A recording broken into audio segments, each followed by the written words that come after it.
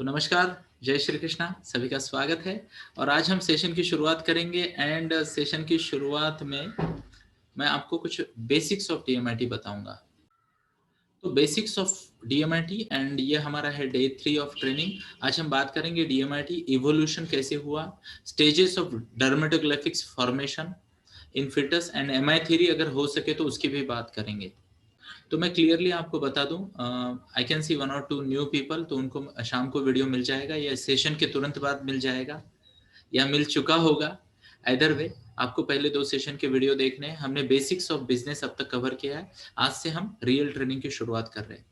तो कई सारे लोग सोचते हैं कि डीएमआईटी आया कहाँ से, है ना। कई सारे लोग सोचते हैं ये डीएमआईटी आया कहाँ से, एंड ये बड़ा ही डिटेल में है। तो मैं कई बार ऐसे देखता हूँ, गणेश पुराण देखता हूँ, सामुद्रिक हस्त सामुद्रिक कहते हैं या सामुद्रिक शास्त्र कहते हैं, ये देखता हूँ। तो इसमें कई सारे ना अलग अलग कैरेक्टरिस्टिक्स लिखे गए हैं एंड अमेजिंग है। मैंने जितना स्टडी किया है मैंने ये पाया कि अलग अलग तरीके से अलग अलग कैरेक्टरिस्टिक्स से ना इंसान को प्रेडिक्ट करते हैं। यानी देर आर पीपल जो जिसे कहते हैं ना माथे को देख के भी प्रेडिक्ट कर देते हैं। ये पुराना साइंस था, अब वो लुप्त हो चुका है। What's the word? लुप्त हो चुका है। तो मैं आपके सामने ना बड़े बड़े साइंटिफिक चीजें लेके आने वाला हूँ। ओके, बट उससे पहले मैं थोड़ा सा शास्त्रों का आधार लेना चाहूंगा। क्या मुझे परमिशन है? ओके, तो मैं 2 आपको वीडियो दिखाऊंगा। ओके, और वीडियो दिखाने से पहले मैं आपको ये भी बात बता दूं कि कृपया नोट करें, आज ही मैंने पॉजिटिव पेरेंटिंग में वही सिखाया है जो मैं आपको सिखाता हूँ, MI based personality based parenting. तो अगर आपने वहां नहीं आ रहे हो तो मैं रिक्वेस्ट करूंगा, पॉजिटिव पेरेंटिंग 2 से 3 बजे तक होता है, फ्री टू ऑल है, वहां पे भी आइए है। वहां पे आपको ये पता चलेगा इसी ज्ञान को क्लाइंट को कैसे रिप्रेजेंट करते हैं। Are you getting my point? Example, एक सिलेबस है, टीचर को समझाने का तरीका अलग, बच्चे को समझाने का तरीका अलग। बट टीचर अगर बच्चे को समझाने का तरीका भी देख लेगी तो टीचर को टीचर वाला भी तरीका समझेगा और बच्चे वाला भी समझेगा, हाँ या ना। तो आई विल टेल यू, आज मैंने, and give me a minute, तो मैं आपको एक लाइव डेमो दूंगा। आज ही मैंने वेबिनार लिया, आप टाइमिंग वाइमिंग सब देख सकते हो, और मैंने क्लाइंट को लाइव डेमो दिया पर्सनैलिटी का। ओके, तो क्या आप यहाँ पे देख पा रहे हो? लेफ्ट साइड में टाइम स्टैम्प है, दोपहर 2 से 3 बजे ट्रेनिंग चली थी, उसका ये है। अब यहाँ पे क्या आप देख पा रहे हो? लोग बता रहे थे मुझे कि उनकी पर्सनैलिटी क्या है। ये देखो, डब्ल्यू यानी वर्ल है, लूप है, can you see loop, whorl, चक्र वगैरह वगैरह। तो देखिए, ऐसे लोग जो ओपन मार्केट से आए थे उनको मैंने पर्सनैलिटी का डेमो दिया और उनको मैंने बोला मैं आपकी पर्सनैलिटी के ट्रेड्स बताऊंगा, ध्यान से सुनना। अगर आपको अच्छा लगे तो वाव टाइप करना। तो मैंने वर्ल और लूप का डेमो दिया। Can you see wow here? क्या आप यहाँ वाव देख पा रहे हो? वाव वाव वाव वाव वाव, है ना। अब आगे देखिए, आगे चल के तो वाव बड़े भी हो गए, कैन यू सी, है ना। तो अमेजिंग रिस्पॉन्स आया मुझे आज के इसमें। तो मैं रिक्वेस्ट करूंगा, पॉजिटिव पेरेंटिंग के वीडियो मैं आपके साथ शेयर करता हूं, देखिए कि किस तरीके से ये लोगों को कॉन्फिडेंटली समझाना जरूरी है। कई सारे लोग हो सकता है आपको भ्रमित कर दे, ऐसा कुछ होता है क्या वगैरह, होता है क्या। ये साइंटिफिक भी है, हमारी संस्कृति में भी यूज किया जाता था। और आज का साइंस ना, मैं ऑनेस्टली बताता हूं, इसको सही तरीके से अब तक नहीं समझा पाया है, अब तक नहीं समझा पाया है। Are you getting my point? तो आगे बढ़ते, मैं आपको 2 वीडियो दिखाने वाला था।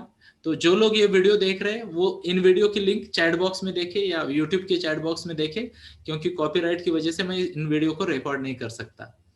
संयम रखे। कई लोगों ने रिस्पॉन्स दिया, उसके लिए धन्यवाद। Have a look here. ओहो, मुझे रिकॉर्डिंग ऑफ करनी है, क्षमा चाहता हूँ।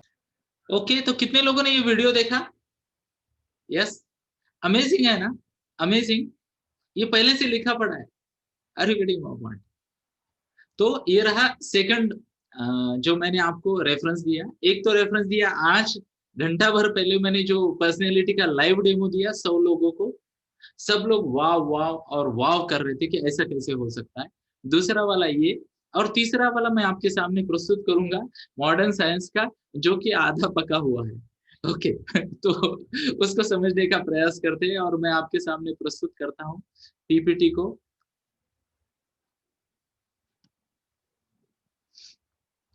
यस, तो हियर वी गो। तो यहाँ पे आज हम बात करेंगे डीएमआईटी और इसके थोड़े बेस की या हिस्ट्री की। तो यहाँ पे अगर आप ठीक से देखोगे तो डर्मेटोग्राफिक्स शब्द जो है इसके बारे में कुछ बताया गया है। इसका मतलब है त्वचा, और डर्मा यानी त्वचा, और ग्राफिक्स यानी कोरीव काम, यानी जो रीजेस होती है या लाइंस होती है त्वचा पे, उसको डर्मेटोग्राफिक्स कहा जाता है। आगे बढ़ते हैं, थोड़ा सा समझते हैं कि इसका ये आया कहाँ से है।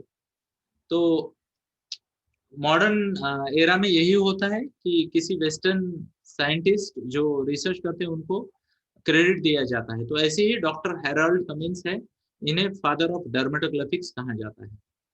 आगे बढ़ते हैं, थोड़ा सा हिस्ट्री बताऊंगा। ये तो मैंने आपको बताया, ये जो लाइंस है इसकी स्टडी को डर्मेटोग्राफिक्स कहते हैं, ये लाइंस की स्टडी को, है ना। तो सबके हाथ पे ये लाइंस होती है ना। एनीबडी हियर जिसके हाथ पे लाइंस नहीं? Anybody here? अच्छा, कोई नहीं है, चलो कोई बात नहीं। ओके, कुछ लोग होते हैं जिनके हाथ पे नहीं होती, एंड उनके बारे में मैं थोड़ी देर बाद बात करूंगा, बट मोस्टली लोगों के हाथ पे ये लाइन होती है। थोड़ा सा हिस्ट्री बताना चाहूंगा, have a look here.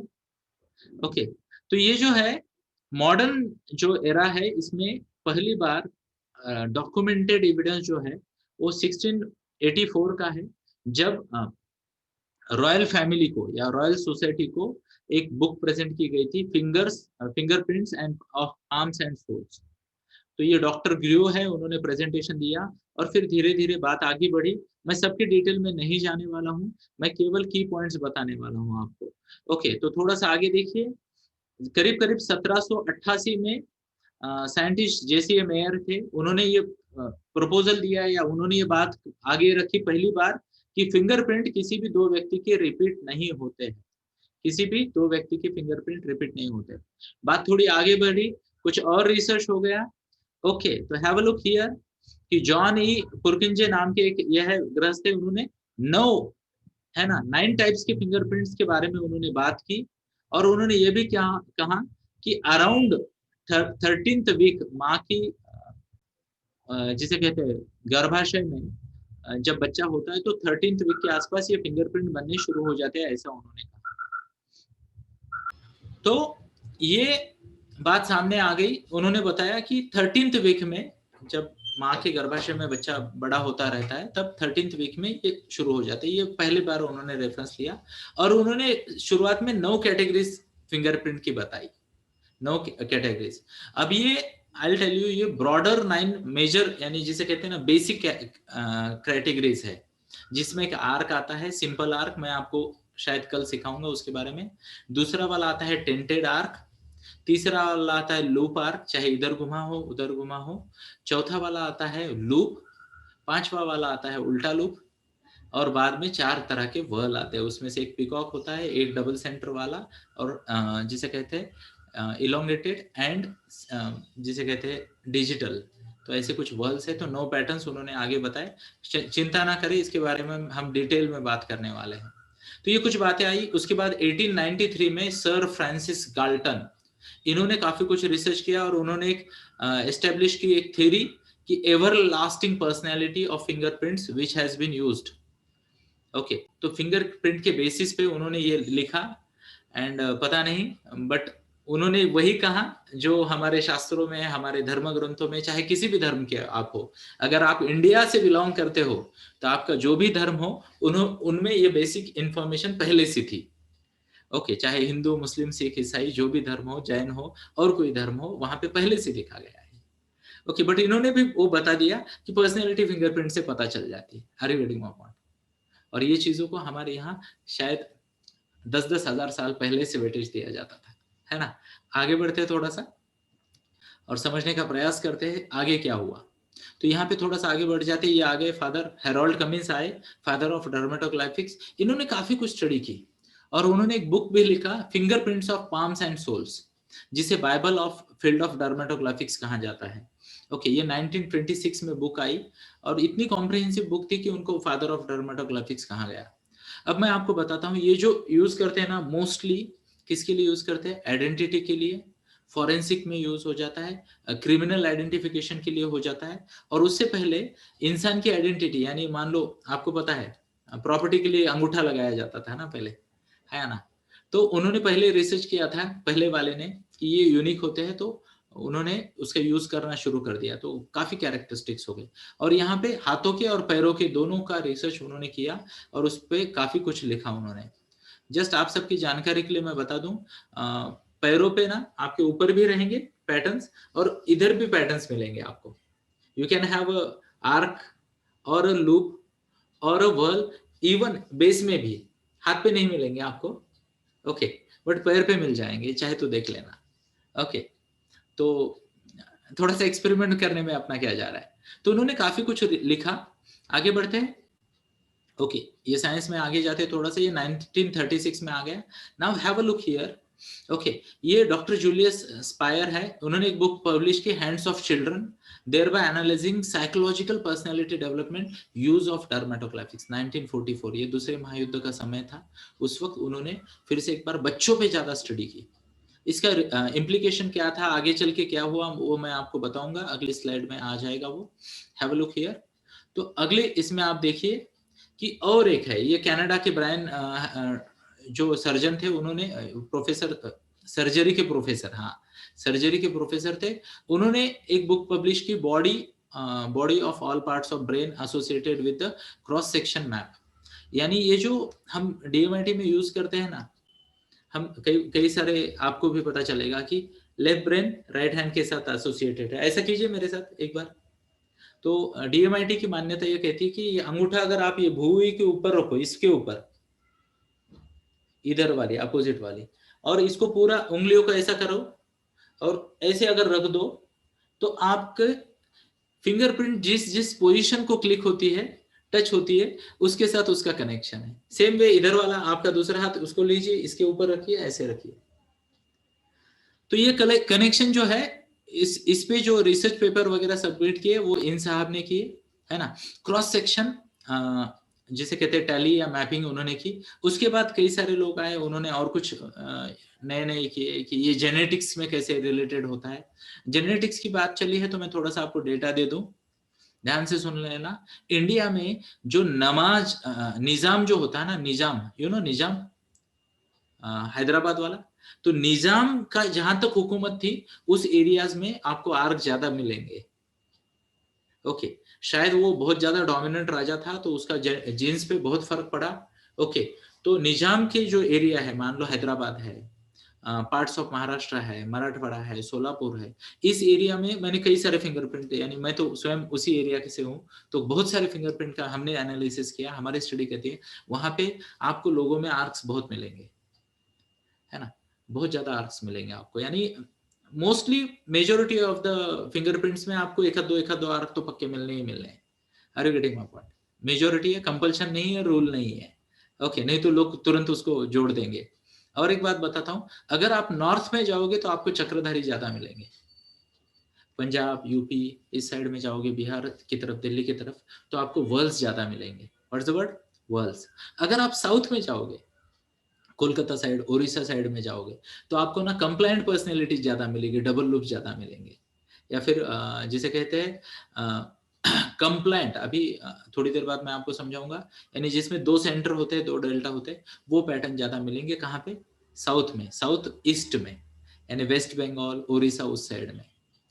Okay, अगर नीचे जाते हैं टुवर्ड्स केरला, तो आपको लूप और डबल लूप, यानी कंप्लायंट और स्टेडी, ये पर्सनैलिटी ज्यादा मिलेंगी। ये हमारा ऑब्जर्वेशन है। Are you getting my point? तो यहाँ पे इसने भी कहा कि इसका जेनेटिक्स के साथ संबंध है, एरियाज के साथ संबंध है, तो उसने डेवलपमेंट के बारे में कई सारी बातें की। आगे बढ़ते हैं। ओके, अगले वाले पॉइंट की तरफ जाते हैं। यहाँ पे और कुछ आया, ये इंपॉर्टेंट है आपके लिए। ओके, यूएसएसआर, अभी 1970 की बात है, जब वर्ल्ड वॉर खत्म हो चुके थे और डोमिनेंस की लड़ाई चल रही थी। तो कौन सबसे बड़ा है, कौन अव्वल है, इसकी जब लड़ाई चलती थी, तो रशिया और अमेरिका में फाइट होती थी। और फिर कौन बड़ा है, कौन ग्रेट है, इसके दो पैमाने थे उनके पास। एक था चांद पे पहले कौन जाएगा, और दूसरा था ओलंपिक्स में ज्यादा मेडल किसके जीतेंगे। तो वो कहते थे हमारी रेस सुपेरियर है, हमारी रेस सुपेरियर है। और उस वक्त रशिया ने ये टेक्निक यूज की, उन्होंने एटीडी एंगल मैपिंग करनी शुरू कर दी। एटीडी एंगल, ये शब्द है, हम इसे यूज नहीं करते हैं, मैं रीजन भी दूंगा क्यों यूज नहीं करते हैं। ओके, एटीडी एंगल होता है axial try delta, ATD, axial try delta. तो मैं आपको बताना चाहूंगा, अभी तो सुन लीजिएगा, धीरे धीरे ये सब चीजें आपके हर क्वेश्चन के जवाब अपने आप खुलते जाएंगे, है ना। गुप्त मूवी के जैसे ट्रेनिंग होगी ये, कि आपको एंड में पता चलेगा कि ये तो काजोल है जिसने खून कर दिया, है ना। ओके, बट धीरे धीरे, है ना, पर्दा खुलते खुलते खुलेगा। तो मैं आपको बताना चाहूंगा कि ये जो फिंगरप्रिंट्स है, यहाँ पे एक ऐसा ट्रायंगुलर पार्ट आता है, ट्रायंगुलर पार्ट यहाँ पे, ओके। और यहाँ पे भी आता है, हर उंगली के बेस में ऐसा ट्रायंगल शेप आता है, ट्रायंगल शेप हर उंगली के बेस में। तो वो क्या करते हैं, यहाँ का एंगल, यहाँ का पकड़ लिया, और फिर उसमें वह लाइन खींच देते हैं। तो मैं आपके सामने शायद प्रस्तुत कर पाऊं। हैव अ लुक, आपको मेरा हाथ दिख रहा है, मान लो मेरा वाला इधर है, तो एक पॉइंट यहाँ आ गया, फिर यहाँ पे एक है, और मान लो इधर वाली आखिरी उंगली पे। तो ऐसे 3 पॉइंट दिख रहे हैं आपको, हैव अ लुक, यहाँ एक दिख रहा है, यहाँ एक, यहाँ एक। तो ट्रायंगल ऐसे खींच देते थे वो, ऐसे ट्रायंगल खींच देते थे। हैव अ लुक, देखना है, अभी करना नहीं है, देखना है। वो पहले तो डेल्टा फाइंड करना पड़ता है, उसके लिए हम मैग्नीफाइंग ग्लास यूज करते थे। तो ये एंगल जो है ना, ये डिसाइड करता है कि टैलेंट कितना है, स्पेशली स्पोर्ट्स का टैलेंट इस एंगल से पता चलता है। ये एंगल अगर 35 से नीचे है तो बच्चा स्पोर्ट्स में करियर कर सकता है, 30 से नीचे है तो जीनियस ही बन गया, 35 से 40 के बीच में तो एवरेज रहेगा, 40 से ऊपर तो थोड़ा सा और स्लो हो गया, 45 से नीचे सिग्निफिकेंटली स्लो, 50 से ऊपर अगर चला गया, 50 से ऊपर, 45 से ऊपर बोला मैंने, 50 से ऊपर चला गया तो वो बच्चा स्लो लर्नर होगा। बॉडी का हैंड आई कोऑर्डिनेशन जो कहते हैं, बॉडी ब्रेन कोऑर्डिनेशन स्लो हो जाता है। अरे गेटिंग माय पॉइंट? अभी हमने यूज करना बंद क्यों कर दिया? अभी यहाँ पे देखिए, ये लाइन ऐसी जानी चाहिए थी ना इधर से, तो यहाँ पे त्रुटियां बहुत होती थी और गलतियां बहुत ज्यादा होती थी। लाइन ड्रॉ करना, एंगल को क्लियरली मेजर करना। तो मास लेवल पे जब हम ट्रेनिंग दे रहे थे तो हमें ये पता चला एनालिसिस बहुत जरूरी है, एनालिसिस बिगड़ा तो सब कुछ बिगड़ा, और हर कोई एनालिसिस में एक्सपर्ट हो नहीं सकता। दैट इज वाई हमने एटीडी यूज करना बंद कर दिया। एक्यूरेट नहीं कर सकते कोई काम तो ना करें, है ना। बट एटीडी एक बहुत अच्छा टूल है, स्पेशली स्पोर्ट्स में अगर करियर करना है तो, स्पेशली स्पोर्ट्स में अगर करियर करना है तो एटीडी एक बहुत अच्छा ये है। ओके, तो उन्होंने, रशिया की बात कर रहा था मैं, रशिया ने क्या किया, रशिया ने एटीडी एंगल देखे और ओलंपिक के लोग चूज किए, और जैसे ही उसने ओलंपिक में लोगों को भेजना शुरू कर दिया, रशिया जीतने लगा। आगे वाली बात देखिए, अगला वाला लाइन आपके सामने प्रस्तुत करता हूं। चाइना ने क्या किया, इस पे रिसर्च किया, researching work in human potential intelligence talent in dermatoglyphics। Okay, अब मैं आपको बताता हूँ, 1980 के बाद चाइना ने ये पूरे टेक्निक यूज करने शुरू कर दिए ओलंपिक के लिए।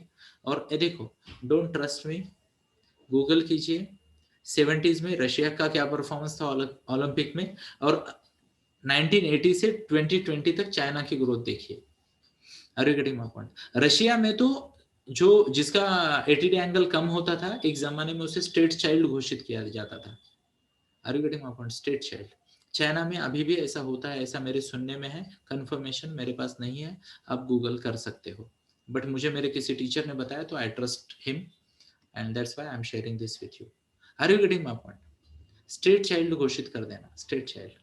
आगे देखते हैं, यानी स्टेट चाइल्ड का मतलब क्या, कि यह व्यक्ति राज्य देश की प्रॉपर्टी है, तो उसको नेशनल एकेडमी में बचपन में ही डाला जाएगा और वहां से वो आगे लेके जा सकते हैं।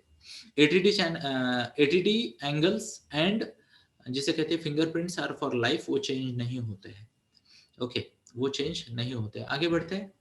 ओके, इसके बाद देखिए एक थ्योरी आ गई, है ना, हार्वर्ड गार्डनर की 1985 में, जिसका नाम है मल्टीपल इंटेलिजेंस थ्योरी।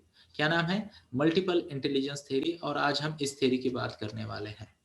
तो क्या है ये मल्टीपल इंटेलिजेंस थ्योरी जो 1985 में आई, और कैसे उससे पूरा अप्रोच दुनिया का बदला, उसको हम समझने का प्रयास करेंगे। ओके, तो सबसे पहली बात मुझे आपको ये बतानी बहुत जरूरी लग रही है कि ये जो मल्टीपल इंटेलिजेंस थ्योरी है, इसका और डीएमआईटी का कोई संबंध नहीं है। ओके, तो ये जो मल्टीपल इंटेलिजेंस थ्योरी 1985 में आई डॉक्टर हार्वर्ड गार्डनर द्वारा, उसका और डीएमआईटी का कोई संबंध नहीं है। डीएमआईटी, डर्मेटोग्राफिक्स टेस्ट, बीच में आ गया multiple intelligence. Are you getting my point? Multiple intelligence. अब मेजॉरिटी ऑफ द अनट्रेन्ड लोग समझते हैं कि ये थ्योरी हार्वर्ड गार्डनर की है और उसने कुछ टूल निकाला। नहीं, उसने थ्योरी लिखी। क्यों लिखी मैं आपको समझाता हूं। ओके, बट उसने खुद कहा है, हार्वर्ड गार्डनर ने खुद कहा है कि मेरा डीएमआईटी का कोई संबंध नहीं है।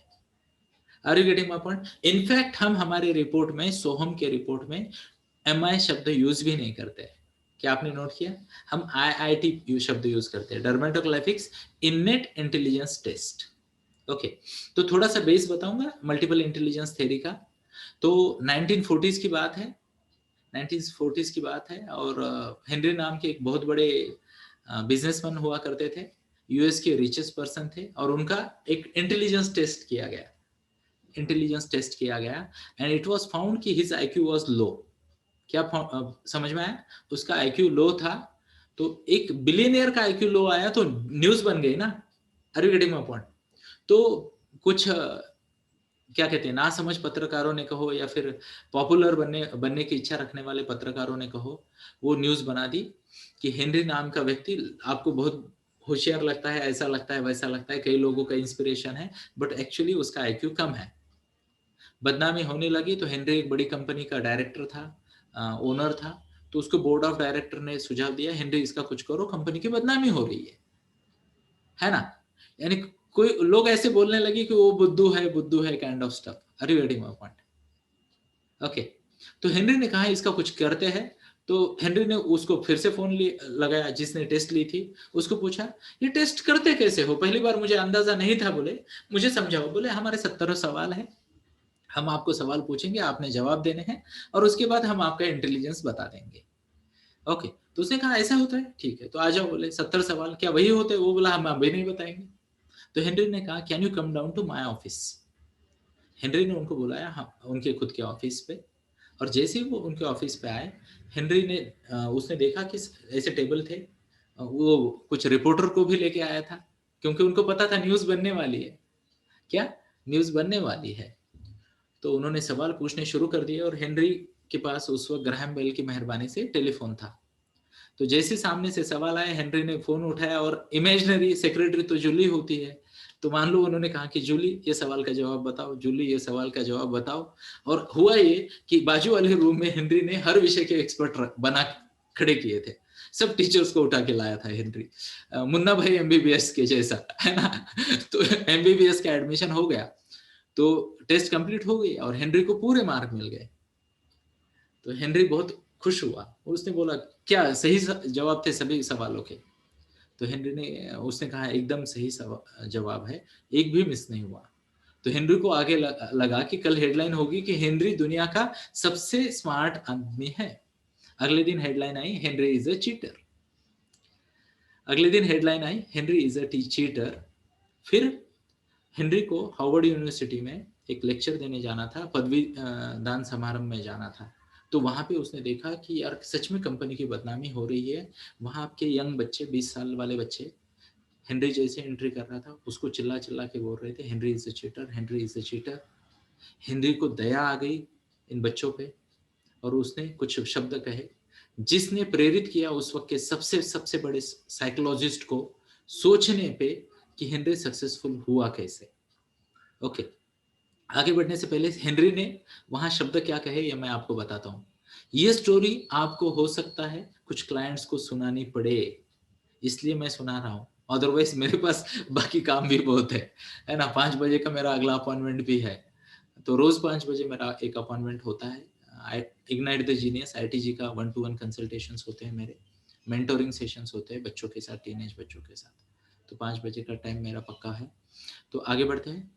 तो हिंदी स्टेज पे गया, और उन्होंने बच्चों को आंखों में आंखें डाल के देखा, और बच्चों को कहा बच्चों तुम तो बड़े एंजॉय कर रहे हो कि आज एक चीटर तुम्हें डिग्री देने आ गया, बट कभी सोचा है कि ऐसा क्या हो गया कि एक चीटर इस लायक बन गया कि हार्वर्ड यूनिवर्सिटी के जो डिग्री देने का प्रोग्राम है उसमें चीफ गेस्ट बन गया? क्या आपने कभी सोचा? सब बच्चे फ्रीज हो गए, उनको लगा यार ये तो हमने सोचा ही नहीं, हम तो मजे ले रहे थे। Then Henry said something and that was like this. He said, my friends, my dear child, my dear children कहा होगा उसने? I'll tell you one thing. When you copy knowledge or information from someone else in your exam halls, it is called as cheating. It is called as cheating. But when you have problems in real life and you go to someone and take help, it is called as collaboration. I am too good at collaborating. I am too good at identifying people's talent. I am too good at recruiting people. And that is why I am the richest person in this country. So there is a lot to learn outside this school and college campuses, universities. So welcome to the real world. जीवन की सच्चाई का सामना करने के लिए आप सभी का स्वागत है। तो बच्चे फ्रीज हो गए, 2-3 मिनट बच्चों को समझा ही नहीं, क्या बाउंसर हो गया। फिर जो टाली पड़ी 15-17 मिनट टाली पड़ी और सब लोगों की बोलतियां बंद हो गई। और फिर साइकोलॉजिस्ट पीछे पड़ गए, आईक्यू अगर सबसे बड़ा नहीं है तो क्या है। तो वो साइकोलॉजिस्ट का जनरेशन पूरा खत्म हो गया, आई टेल यू, पूरा खत्म हो गया। बट वो सर्च नहीं कर पाए। और फिर ये हार्वर्ड गार्डनर जो कि इसी फील्ड में रिसर्च कर रहे थे, उन्होंने पूरा जीवन इसके पीछे लग गए। Then he observed some of the great personalities of the world, someone like Mother Teresa, contemporary ना, उस वक्त वो भी काफी अप्रिशिएट की जाती थी। समवन लाइक महात्मा गांधी, जो कि स्पेशली 1930s 40s एंड 50 तक के 30 to 50 में एक बहुत बड़े लीडर बने। महात्मा गांधी आए 1915 में इंडिया में, तो उन्होंने कैसे कर लिया। ओके, मदर तेरेसा कैसे इतनी ग्रेट हो गई। फिर अलग अलग एग्जाम्पल ले लिए। That was the time when Kishoreda and Lata Mangeshkar used to rule India with their melodious voice. तो उन्होंने काफी रिसर्च किया and then he came up with a theory which is called as multiple intelligence theory, जिसके basis पे, अब ध्यान से सुनिए, ये एक थ्योरी है, ये एक थ्योरी है जो हमें बताती है कि 8 ऐसे क्षेत्र है जिनमें से कोई भी एक को चूज करके कोई भी बच्चा सक्सेसफुल हो सकता है, सुपर सक्सेसफुल हो सकता है, भले ही बाकी साथ में उसको आता है नहीं आता है। तो उसने क्या कहा, ये थ्योरी क्या कहती है पता है, to become super successful in life you need to identify 1 or 2 intelligences, focus fully on them, बाकी either you manage or you outsource. Example, anybody has any idea कि लता मंगेशकर और किसी चीज में बहुत बढ़िया है? किसी को कुछ पता है, सुना है कभी? शायद नहीं सुना होगा, आपने नहीं सुना होगा, है ना। अच्छा, तेंदुलकर किसी और चीज में बहुत भारी है, ऐसा कभी सुना आपने? मुश्किल है। What's the word? मुश्किल है ऐसी बातें समझ में आना, है ना। होगा भी तो ऑर्डिनरी होगा आपके मेरे जैसा। Are you getting my point, है ना। एग्जाम्पल के तौर पे चलो मान लो, और कुछ एग्जाम्पल लेते हैं। मान लो नरेंद्र जी मोदी, हमारे ऑनरेबल प्राइम मिनिस्टर से वो कनेक्ट कर जाती है यार, कोई भी ऑडियंस उनके सामने दे दो वो कनेक्ट कर जाते हैं, है ना, एबिलिटी है। Are you getting my point. वो कौन है? बॉक्सर, हमारी बॉक्सर कौन है? ओके, तो कोई ये ना कहे कि प्रियंका चोपड़ा, है ना। तो बॉक्सर का नाम मेरी कोम जो है ना, मेरी कोम। ओके, देखो बाकी बातें बाद में, but she is amazing with her fitness. यानी यार 2 बच्चे हो गए या 3 बच्चे हो गए, I am not sure, but she is a mother now and still contention में है, कंट्री के टॉप 5 बॉक्सर्स में। She has one ability. Are you getting my point? Yes. तो ये जो है, ये जो एबिलिटीज है, ओके, ये एबिलिटीज को मल्टीपल इंटेलिजेंस क्वालिफाई कर दिया गया है। एंड ये थ्योरी एब्सोल्युटली जीनियस लोगों के लिए है, एवरेज लोगों के लिए नहीं है।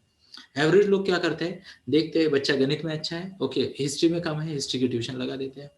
बच्चा हिस्ट्री में अच्छा है, गणित में कम है, गणित की ट्यूशन लगा देते हैं। पूरी जिंदगी टैलेंट को बैलेंस करने में चला जाते हैं। अरे गेटिंग माय पॉइंट। बट ये देखा गया है मल्टीपल इंटेलिजेंस थेरेपी या डीएमआईटी थ्योरी या फिर डीएमआईटी का साइंस आपको हेल्प करेगा लोगों को बताने में कि तुम्हारे ये 2-3 टैलेंट रिलेटिवली ज्यादा है, ये बड़ा बर्नर है आपके गैस का, इसको यूज करो, कम एफर्ट में ज्यादा आउटपुट मिलेगा। I repeat, DMIT is all about telling people ये आपका बड़ा बर्नर है, इसमें आपको ज्यादा आउटपुट मिलेगा। ये डीएमआईटी कभी ये नहीं कहती कि छोटे बर्नर पे खाना नहीं बन सकता, बन सकता है। किसी से पंगा नहीं लेना, ईगो हर्ट नहीं करना, बट उनको यही कहना है आंखों में आंखें डाल के कॉन्फिडेंटली कि हमारा साइंस कहता है आप इसमें करोगे, कम एफर्ट में ज्यादा आउटपुट मिलेगा, ज्यादा एफर्ट लोगे तो जीनियस बन सकते हो। Are you getting my point? Show of hands अगर आपको मेरी बात कनेक्ट हो रही है। ये साइंस है हमारा, ये साइंस है। और एक बात बताता हूँ, जब मैं रीच काउंट पे आऊंगा तब मैं आपको क्लियरली बता दूंगा, रीच काउंट पे जब आऊंगा तब। Okay, thank you Vidula ma'am for your response. In fact Vidula ma'am वो पर्सनैलिटी के सेशन में भी बहुत अच्छा रिस्पांस दे रही थी, तो she is learning something twice now, है ना। कल यहाँ पे सिखाऊंगा, उधर ऑलरेडी सिखा चुका मैं। ओके, तो वीडियो देखते रहिए। तो पॉइंट क्या है, हमें ये साइंस समझना है मल्टीपल इंटेलिजेंस का। अब ये जो इंटेलिजेंस है, मल्टीपल इंटेलिजेंस है, हमें क्या करना है, कॉम्पिटिटिव प्लेसमेंट देखनी है उनकी। What's the word? Competitive placement. साथ में पर्सनैलिटी देखनी है। ओके, पर्सनैलिटी मतलब क्या? व्यक्तिमत्व, स्वभाव, है ना, स्वभाव। तो इसमें दो चीजें आती है, एक होता है पर्सनैलिटी जो हमारे अंगूठे से आती है, दूसरा होता है कॉम्बिनेशन, कॉम्बिनेशन ऑफ ट्रेड्स, क्या ज्यादा क्या कम। ये सब मैं आपको धीरे धीरे जैसे हम आगे बढ़ेंगे सिखाऊंगा। बट इंपॉर्टेंट बात आज ये समझना है आपको कि ये आया कहाँ से है, ये सब कुछ जो है आया कहाँ से है। तो थोड़ा सा आगे बढ़ते हैं इसमें, और मैं आपको और मे भी एक दो स्लाइड दिखाना चाहूंगा। ओके, तो ये कुछ बुक्स है जो मैंने नहीं पढ़ी है, और आई एम नॉट श्योर आप पढ़े क्या, चाहे तो हम आपको नाम दे देंगे।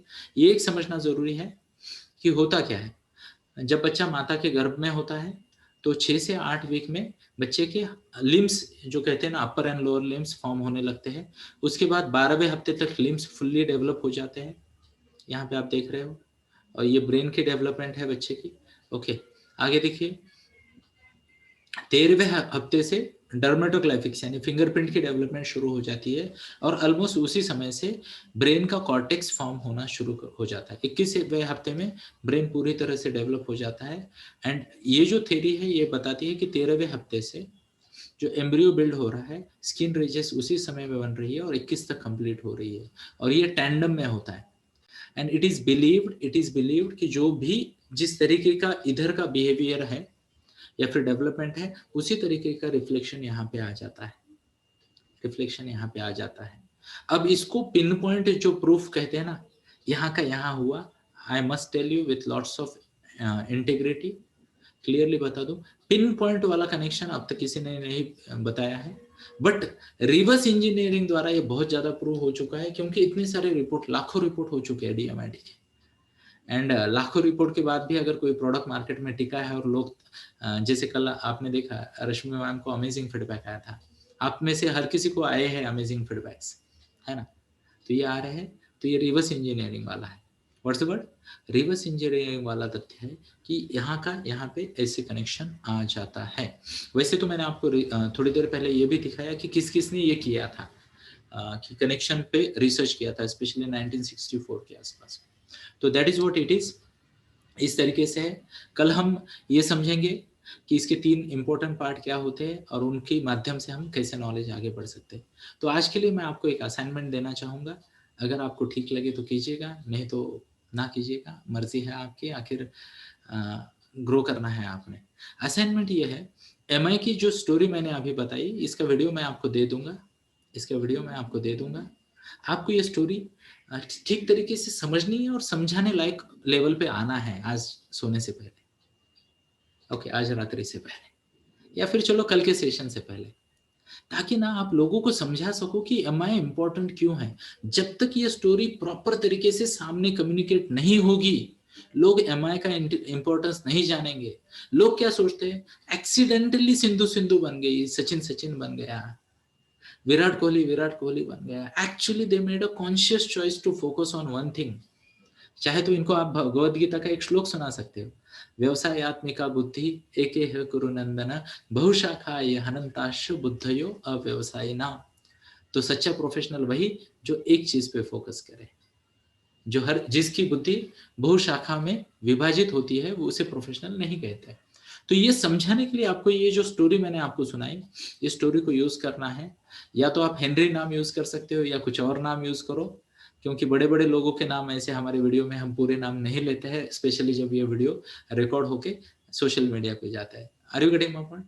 तो सामने वाले को पता चल जाता है हम किसकी बात कर रहे हैं या क्या हो रहा है। हम किसी का नाम नहीं लेंगे, है ना, हम किसी का नाम नहीं लेंगे। ओके, तो that is how it is. तो इसकी प्रैक्टिस कीजिएगा और इस पे सोचिएगा। और एक रिक्वेस्ट है आपको कि सुपर सक्सेसफुल लोगों की ना गूगल पे टाइप कीजिएगा, और जितने फोटो आते हैं ना, सामने लिख दीजिएगा कि कौन सी एक क्वालिटी थी उनमें, कौन सी एक क्वालिटी थी जिसकी वजह से वो लाइफ में सुपर सक्सेसफुल हो गए। यस, तो चलो 4:59 शार्प टाइम पे आरसी बाबा कभी कभी बंद करते हैं मीटिंग को। तो आप सभी को मनपूर्वक धन्यवाद।